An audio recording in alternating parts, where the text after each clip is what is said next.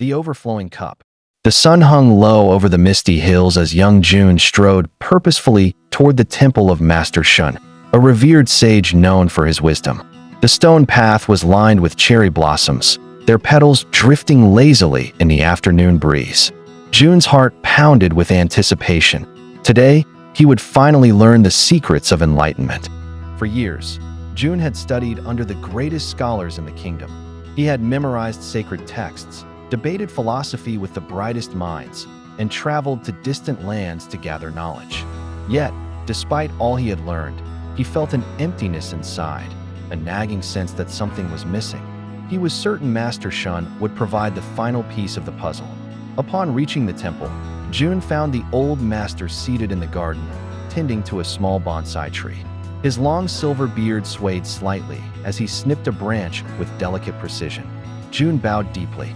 Master Shun, I have traveled far to seek your wisdom. I have studied all the great teachings, yet I feel I still lack understanding. Please, share your knowledge with me.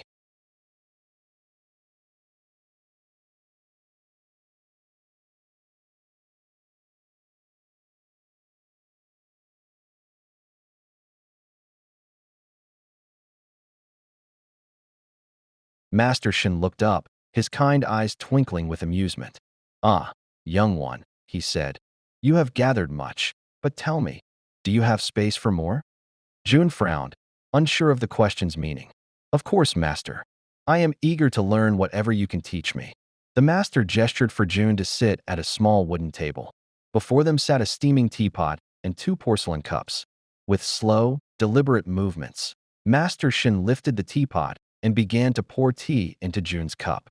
The young man watched as the golden liquid swirled, rising steadily toward the rim. But the master did not stop. The tea overflowed, spilling onto the table and dripping onto June's lap. He jumped back, startled. Master, my cup is full. It can hold no more. Master Shin set down the teapot and smiled. Ah, you see now. June blinked in confusion. See what? The mind, like a cup, must have space to receive. But yours is already full of knowledge, full of assumptions, full of certainty. You come seeking wisdom, yet you have no room to hold it. June opened his mouth to argue, but the words caught in his throat. He had spent his entire life accumulating knowledge, believing that wisdom came from knowing more.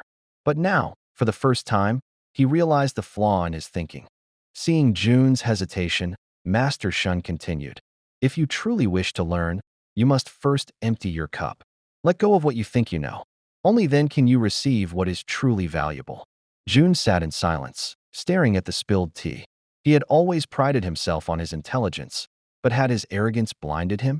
He thought back to the times he had dismissed others' ideas, too convinced of his own understanding to truly listen. Had he been blocking the very wisdom he sought? Taking a deep breath, June looked up at the master and bowed deeply.